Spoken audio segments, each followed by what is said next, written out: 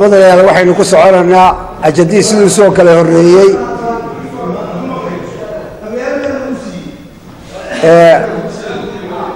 waxa ugu horeeya warbixintii gudida joogtada warbixintii haqa xafido waxaan u xamanaysaa bismillaahir rahmaanir rahiim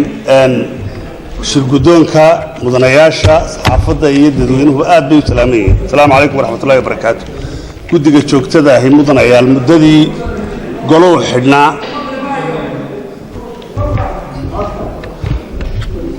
gudiga joogtada maxamed mikrofoonka wax ka sii muddadii goluhu fasaxa ku jiray waxyaalihii ugu waaweynaa gudiga la kulmay waxaa ka mid ahaa khilaaf weyn oo ka dhashay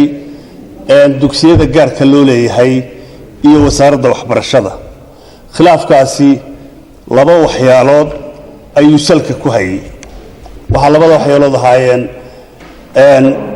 deeq waxbarasho oo la qaybiyo 450 ardaya ay wasaaradda waxbarashadu qaybisay oo markii hore dhaqanku ahaan jiray inay dugsiyada oo dhan u qaybiso doorkan way ka saartay meesha dugsiyada private-ka ah oo waxay siisay dugsiyada dawladda ayay siisay dhammaan 450 kaba qodobka labaadna wuxuu ahaa xeer hoosaad laga dheegay actilogii waxbarashada ee aynu ansixinay oo 77 nambarkiisu ahaa oo xeer gaar ah oo loo sameeyay dugsiyada private-ka ah iyana khilaafkaasuu ahaa oo ay qolada dugsiyada gaarka ku dacwoonayeen in xeerkaasi xeer hoosaadkaasi uu khilaafsan yahay xeerka guud ee wasaaradda waxbarashada labada qodob baa buduga ahaa waxaa kaloo ku jiray dugsiyada qaarkood ma heshiis la galay wasaaradda waxbarashada oo iyagana cabashadoodu ahayd sida dugsiyada Sheekh Cali Geedi oo kale iyo cabashadoodu iyagana ahayd in ay kaga baxday wasaaradda heshiiska arintaas aad bay cirka isugu shareertay marka hore waxbarashada guddiyaanarta waanu galay waxbarashada marka hore 70% qolyaha private-ka iyaga gacanta ku haya sida la isla qiray 70% iyaga gacanta ku haya dugsiyada private-ka markii aanu yara eegnay waa laba qaybood baa iyaga laftooda nagu soo arrin baadhis weyn u baahnayd bay ahayd oo aan soo jeedinaya guddiga arrimaha bulshadu inay aad u dabagalaan oo baadhaan waa arrin aad u muhiim ah ahayd iyaga laftoodu laba qaybood bay u qaybsameenoo qaybi waxa weeyaan qayb aad u qaali ah oo leeyahay wasaaradda waxbarashada intooda badan ma hoos yimaadaan dugsiga Turkiga kamida kaagoomaha Kuweytiga kamida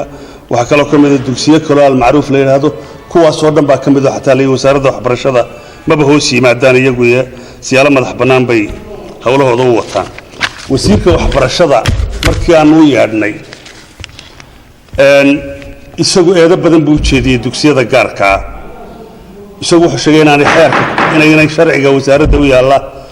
wasaaradda u yaala ku dhaqmaynin ayuu isagu ku eedeeyay waxyaalo ku eedeeyay ka mid ahayd xeer number 77 aynu ansixinay oo ay uuna sheegay inay xeer gaar ah xeer nidaamiye gaar ah u sameeyeen waxa kale waxyaalo ku eedeeyay ka mid ahaa lacag qaali ah iyo waxbarashadii inta badan ganacsi noqotay waxyaalahaas ka mid ahaa arinta markaan weydiinay arinta waxaan raaddaa deeqda waxbarasho wuxuu sheegay inay ka badheereen dawlad ahaan oo ay go'aanka ayagu qaateen inay dugsiyada dawladda siiyaan marka dugsiyada dawladda laftigooda laga hadlay u qaybiyeen iyaga laftooda halka markaan guddi ahaan eegnay dheeli badan baa ka yimi oo waxay ku soo ururtay waxbarashada dugsiyada dawladdu مثلا قبل كما رأيت جوحك كلا يصورت أي بقول كبل لحظة من كبدان حلي وهذا سو هرينا بورمة برع ملاسي سوق قاعدي أنت بدن قبل الله فرب بدني وابايك قدين وسير كبر كانوا يدنا وحول دهنا على الدكتور بانو قايبين ريجنال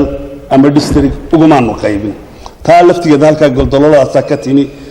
إن وسير كسجوا مركز دودي سو حيد وشيء وحنا الدكتور دي الدولة دينا نورينه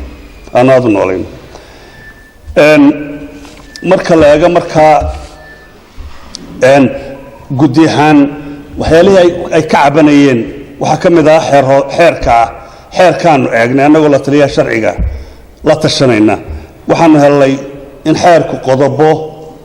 xeer hoosaadkaas qodobo badan ku khilaafsan yahay acting looga number 77 in waxyaalo badan qodobo uu ku khilaafsan yahay ayaanu halkaa ka helay waxaanu u gudbinay runtii warbixinta shirguddoonkaanu u gudbinay qodobadii aanu ka helay iyo wixii dee laga cabanayay oo dhan waxaanu u gudbinay shirguddoonka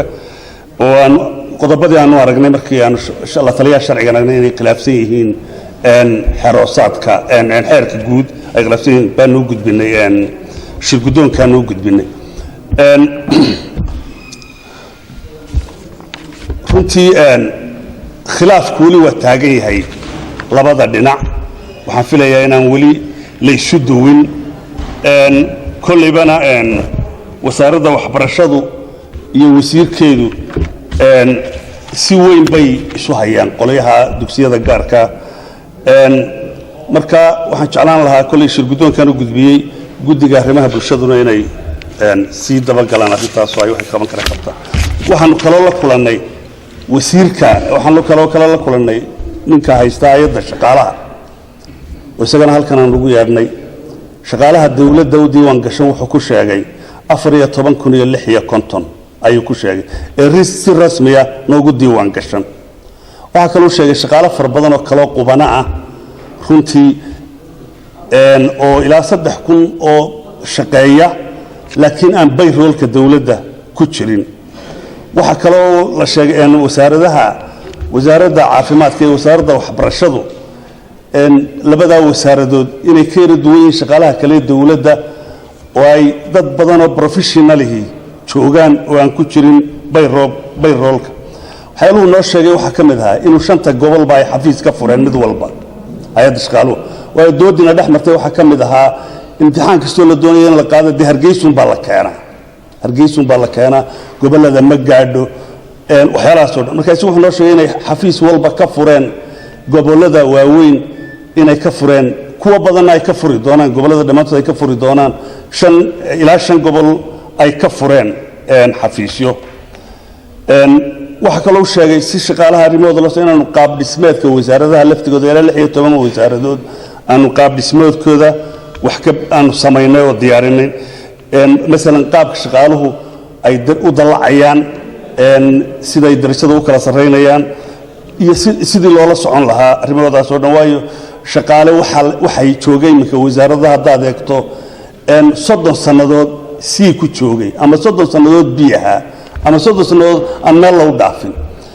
waxa isku dhaxyaacsan shaqaalihii experience faraha badan lahaa ee 30 sano ama 20 sano wasaaradda u shaqeynay iyo kuwa cusub ay minka digriyeysito master iyo PhD sito shaqada waxa soo dhamay isku dhaxyaacsan yihiin xalaas oo wuxuu noo sheegay inuu isaguna ay wax ka qaban doonaan oo isbedel weyn oo aynkaas wadaan qodobka ugu dambeeya wasiirka wasaaradda caafimaadka isna waa la kulanay sidoo ognahay meelaha dhibaatooyinka ugu faraha badan leh ay ka jiraan waxa kamida caafimaadka runtii wasiirku wuu cusbaa laakiin warbixin kooban oo nasiiyay ama wuxuu sheegay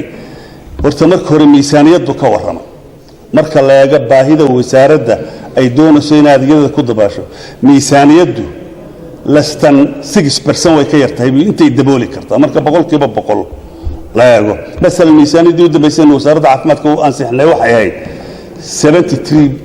billion bay oo dhigantay 8 milyan oo dollar oo isku garanay intay dabooli karto waxa kale oo jira ay wasaaraddan kaga duwan tahay wasaaradaha kale way kaga duwan tahay adeegyadeeda waxa inta badan waa intay wasaaraddu gacanta ku hayso marka hore 60% private ka gacanta ku haya oo dhaqaatiir service halkaas ka dhaca farmasiyada dhaqaatiirta laakiin intay gacanta ku hayso marka la sheegana 99% hay'adaha samafalka gacanta ku haya iyaga hadii shaqaale mushaar la siinay mushaarka yarsiya qalabka dawooyinka waxyaalahaas oo dhan wasaaraddu inta badan waa monitoring kawn aw socodsiinta iyo maamulka inay waxaas oo la socoto mooyaane